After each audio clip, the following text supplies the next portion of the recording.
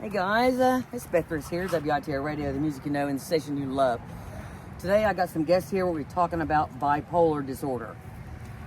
Start off with, this is Karen Reed and Bobby. And this is Bobby's first time talking about his issue with bipolar. And so tell me about the very beginning, Bobby. How old were you when you were diagnosed with bipolar? 19, 20 years old. Okay. The symptoms I really just came on, and Let's get down, sweetie. The wind's blowing. I want everybody to be able to hear you. What basically got me diagnosed was I started showing some signs, and I was going through a real bad depression spell.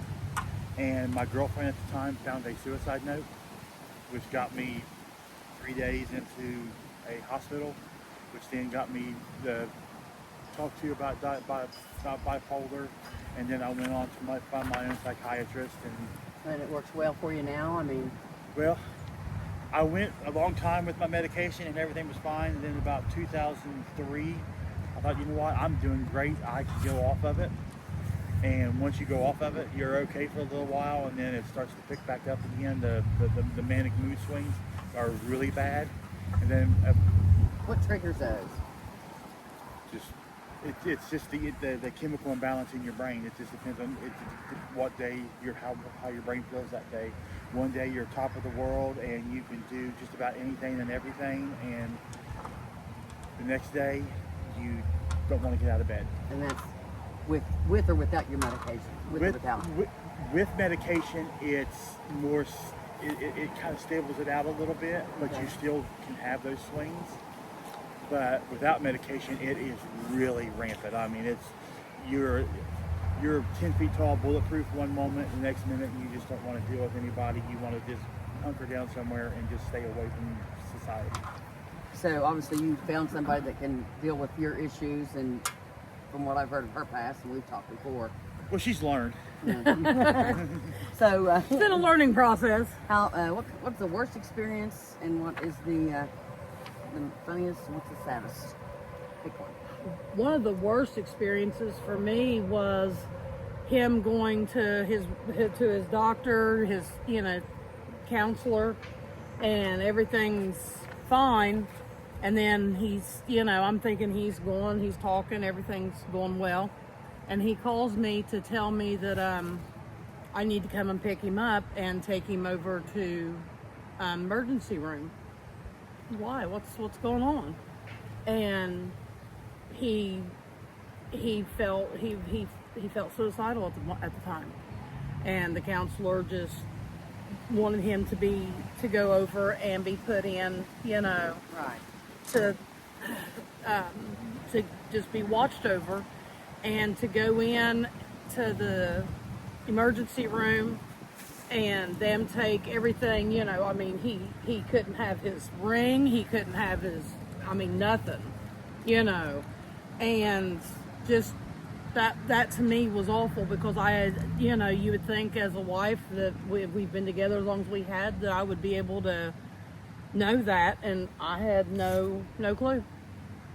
I knew he had mood swings, and he's moody, and I just learned to go along with the mood swings, but that was my scariest moment. Because it was just, it felt, there was nothing I could do. So what did you do? How did you feel when you knew she was going to stand by you on that? And I understand what you stood by with her. So you're blessed, both of you. It makes you feel good, especially, we've been together long enough now. She has picked up on things. She can tell. I can text her and say, hey, I'm not doing such and such today. And then, go ahead and say it, yesterday I was in a depressed mood, and I kind of told her, I'm feeling kind of depressed and anxious and antsy and everything. And she kind of picked up on it and did what she could do to try to get me out of the funk, to be able to. You know what got you depressed, huh? I just woke up that way. So does you think about the past or something traumatic you went through, or you just wake up in a sour mood? Or one thing that goes on with me, and I believe it's part of the bipolar, I have times where I go to bed at night and I think to myself, I'd like to not wake up. And that's really every night, because I just feel the world would be better off. And when What makes you think that? it's just in my mind. You know, you need to get out of that funk. Because you're here for a reason, honey. And you're helping people right now by talking about it. So, have you had to change medications? Or you been staying on the one thing? You don't have to say what it is. I have changed medications. Right now I am on basically the last medication that they can give, and I'm on the highest dose that they can legally give before there's any issues health-wise. So, and and actually when it comes to the bipolar disorder, I'm on 3 different medications that help with bipolar. And that used to be called manic depressive illness. Yeah.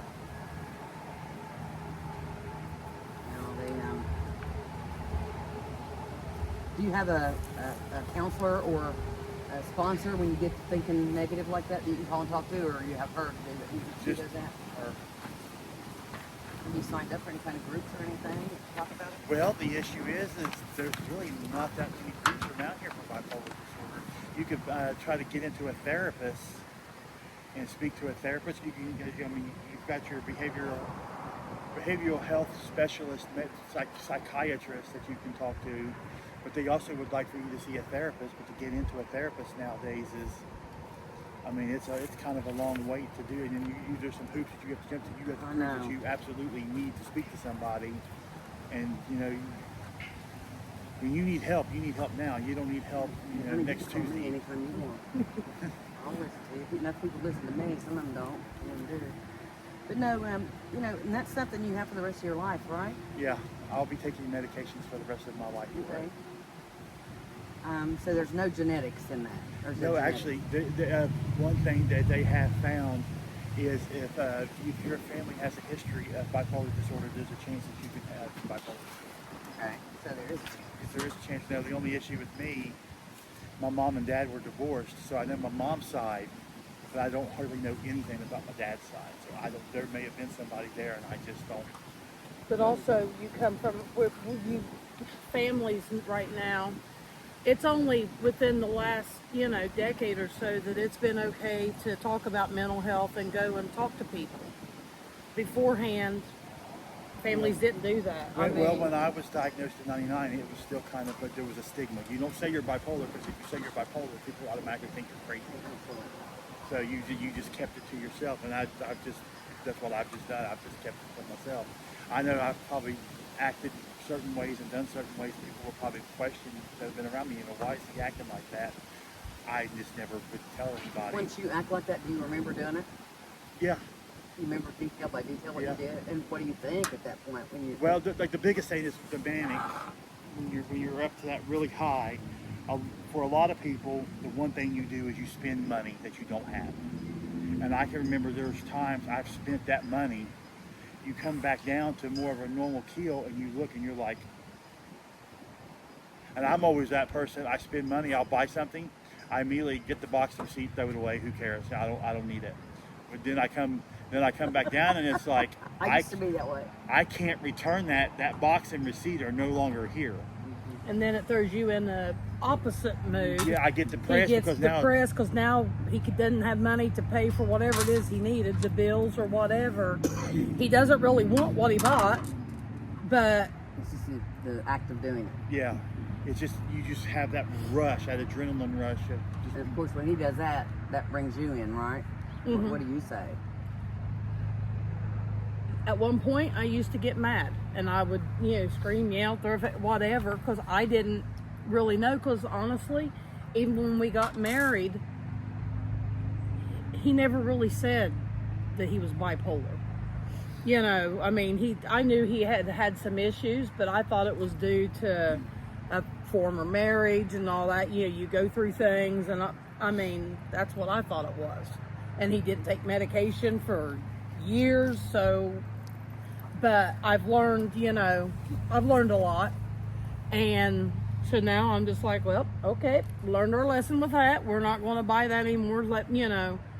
Let's work together. We'll get this figured out. That's my thing to anything now. Right. We'll figure it out. Yeah.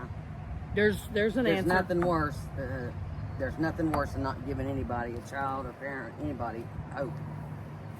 That's crazy. I mean, isn't that what I usually say? We'll figure it out. Don't worry. Don't panic. So these episodes, whether manic or depressive, they last 2 weeks. They can. For me, They can last 2 weeks? They can last 2 weeks. They can last. For me, they can last a few hours. They can last a day, a week, a couple weeks. I can openly admit, when we moved from our former home to where we're at now, and my depression really kicked in at that point, and I was actually depressed for a good month. And I mean, it was deep, dark depression. And you had no one to talk to, no groups or nothing like That's that. that's when you ended up Yeah, that's when I ended up hospitalized. hospitalized. Okay, and let me ask you this, what's the difference between borderline personality disorder and bipolar? Look, you skim through this right here because you know all about that more than I do. Just bring up what you think is right. Well, one, which bipolar do you have? Yeah, there's 3 stages, is that right? There's bipolar 1 disorder, 1 or more episodes of mania. I think I'm bipolar 2. And this right here. Yeah, I'm bipolar. Well, that? but do you never experience a full manic episode that's characteristic of bipolar 1? I don't know. I think you're more bipolar 1. It's the more severe. Bipolar. Well, then bipolar 1 with aggression during depression. Yeah. Because I You do. strike out and do stuff. I get extremely angry when I'm depressed. He doesn't get. It's not a physical anger. It's just an inner anger. He just doesn't. My speech becomes NC-17 really quick. Yeah, there you go. Mine's usually like that without being there. Okay, bipolar disorder, similar symptoms, confused with one another. Yeah. But the borderline personality disorder, it talks about moment-to-moment swings in moods, behavior, self-image that are often triggered by conflicts and interactions with other people. Non-suicidal self-injury is also common. I could see you being that because he doesn't like being around people. And that's what I was just going to ask you because at dinner that night, I seen you all at Callahan Town. Yeah, this is all New to you. well. I will pronounce the drug right now. I am on Xanax just to be here. Okay. Well, So, God bless you for being honest. People, this can help people, honey. And I'll look out to somebody right today and figure out how I can get a group organized so you guys can take all those resources home with you, okay? And here's a whole nother thank you, Amy, for providing this. So we'll look through all this and I would love to talk to you more if you look into all this and see what applies to you. Would you be interested in doing that? sure. Maybe we can I'm worried about the wind not being able to hear us out here. Maybe we can do it at a restaurant or something. How's that?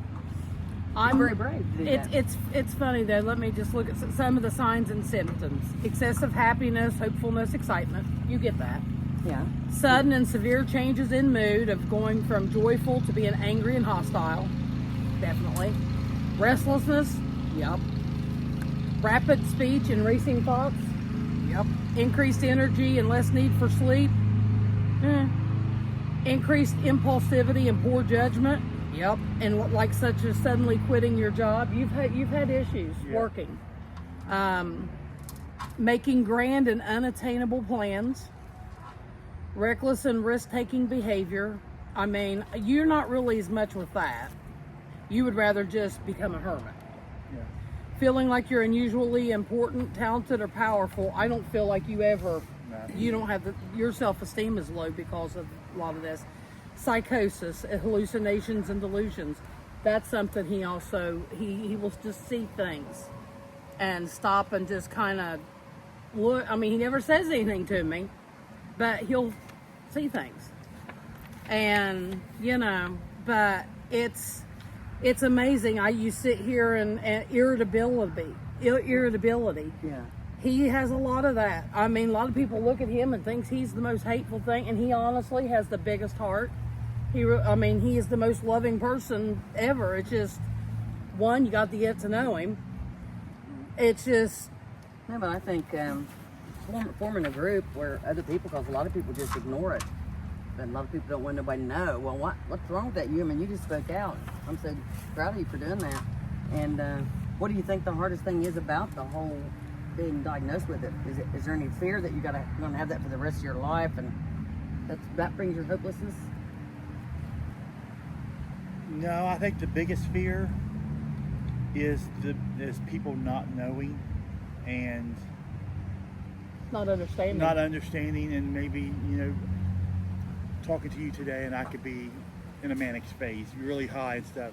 Well, then if I come back and see you again and I'm in a really depression, well, what's wrong? You were like this one day, but now you're like this. You know, what's changed? And so people not completely understanding what's going on. All right, so that would bring fear of not going, like social fear. Yeah. Going out in social.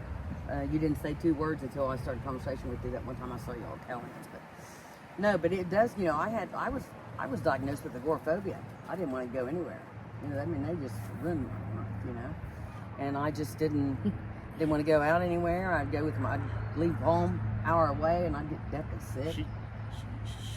She believe it or not, she basically had to get on the floor and beg for me to do this because I was like, I really don't want to go. She told me she did, and I see now how severe it is on you. Well, what's funny, when you asked, it was last week. We had just we was at a conference, and he was in a good mood. He was like, you know what? Sure, I'll do it. He's like, I have nothing to hide, have nothing to say. And then it hit yesterday. Mm-hmm. Are you serious? We're doing this? I'm like, yeah, this was serious. I was serious when I asked I thought he was uncomfortable, that's why I was going to close it. But if you want to talk, I mean, it would be great for someone to tell your story. But you know, then yesterday it hit him, and he was just like, "Are you serious?" I'm like, "It's not bad. I promise you. It's, you know." Mm-hmm. And he does great, and to consider that we've been through all the things we've been through, you know, with health issues, both of us, not including raising 4 kids, 2 of which are special needs. I mean, we've been through a lot, and it's been hard. And I'll be honest, I think a lot of mine was being out in public. A lot of that really, I already had it, but it got really ramped up with our 2 youngest with autism because, you know, we didn't go many places. So it kind of built up in me too. You know, I just really don't want to go anywhere. Right. And then COVID hit, and we couldn't go anywhere. And I'll be honest, I was kind of... He loved COVID. I loved COVID. I didn't have to go anywhere, didn't have to do anything, just sit at home and... Yeah, wear a mask, nobody recognize you. Yeah. So, you know, but like I said, just looking at it, you know, and the sad part is, and what scares me is, like, you know, with our daughter with, you know, having autism, I sometimes wonder if she doesn't have bipolar, or something that I've questioned for several years. She and Aaron have autism. Is he undiagnosed? You know, because I see a lot, her and I mean, our daughter and him, they're so much alike. And she has the manic moods, you know, and she's just diagnosed with autism, ADHD, and anxiety, you know, disorder. So, you know, it's one of those things, I don't know. My biggest fear, because most people, especially ones that I went to school with, know me by Robert. My biggest fear in the world is being out in public and hearing, "Hey, Robert," I don't want to talk. I don't want to talk. So it's almost, and you're going to like this, I talk to people, it's like I'm talking to the police. Straightforward, yes and no, move on. That's right. There you go. There you go. So, well, let me ask you this. Will you do another interview after you read over that stuff and circle everything that pertains to you on there, and we can do a summary about, maybe you can help people, maybe you can speak out and help some people. Sure, that'd be fun. Oh God, I'm so proud of you. Thank you so much. And briefly talk about the what we're going to be doing this week with the DD levy. The DD levy. Well, that's early voting just started yesterday, Tuesday. on the 7th. And right now we're still out talking to people. Anybody that has questions, we're asking them to come and talk to us. I know Bob and I are going to be set up at another football game outside of the stadium, so nobody has to worry that we're inside stadium. And all we're trying to do is, this levy, it is hard on people. And I understand that nobody can really afford to pay extra in taxes. We can't afford to pay extra in taxes, but that's the way the state mandated it back in the 60s. It had nothing to do with us. We didn't do it. And it goes to help a lot of our most vulnerable citizens and people. We may be shutting down some of our early intervention services, which is your birth to 3. You've got Open Door School that's, sitting in the balance, if it's going to stay open or close. And people want to say, well, just send those kids back to their districts. They have to do it. Yeah, the districts do have to educate the kids. Nobody's arguing that.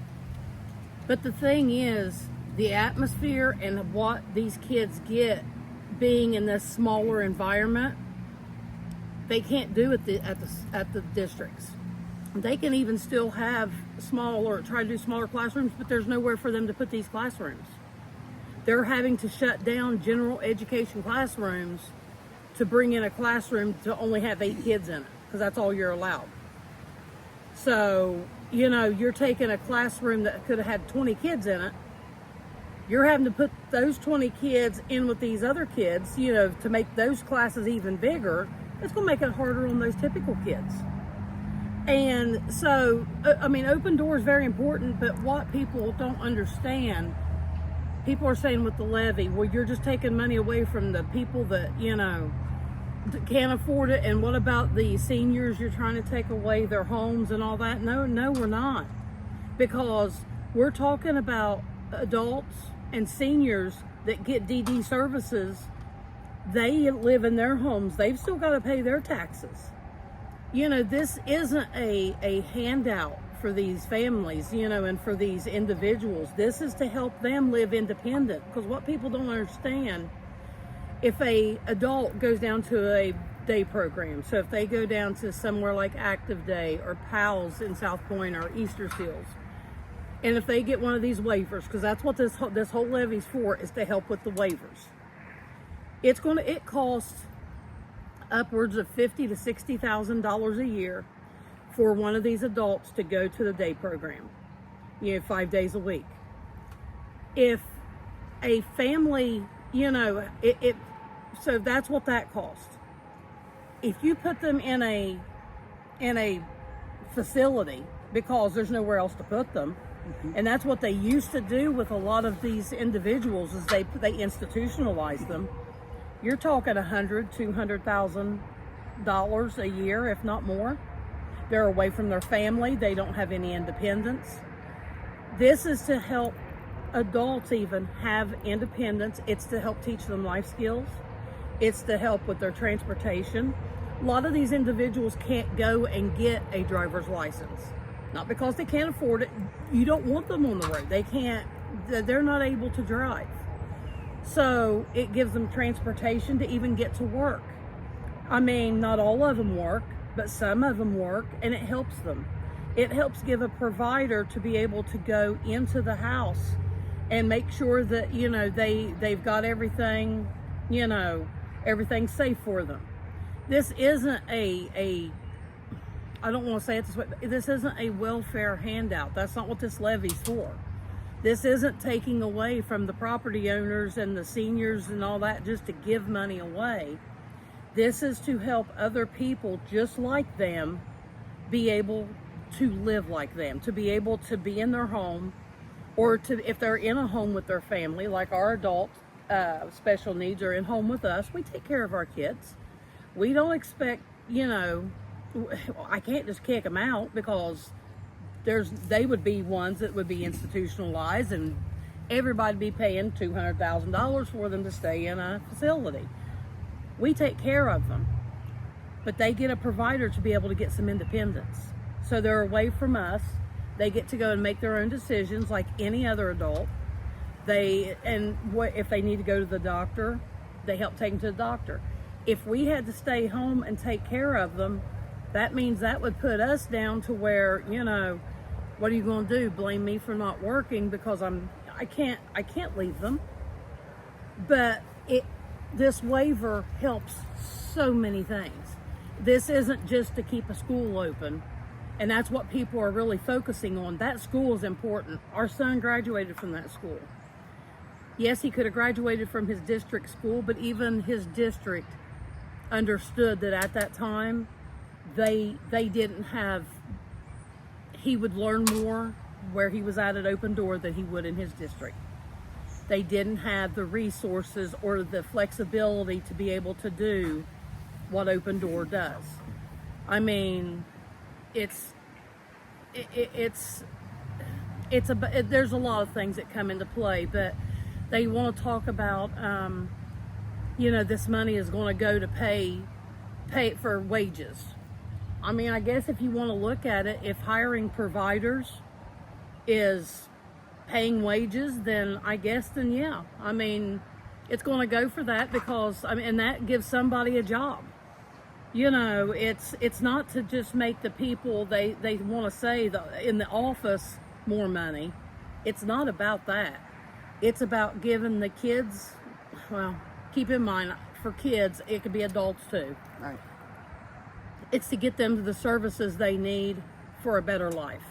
Whether it's an infant, whether it's a 5-year-old, a 15-year-old, 25, 65, 85. Because services are for life.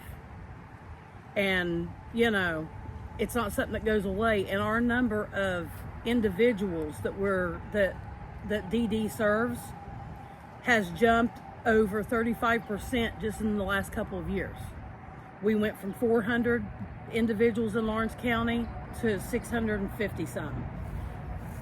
We keep getting more and more referrals. There's more and more kids out here that are needing services. Well, these kids grow up to be adults, and they need the services when they become adults, because parents don't live forever. You have a lot of adults out there, they don't have their parents around anymore. They don't have siblings. Somebody has got to help them.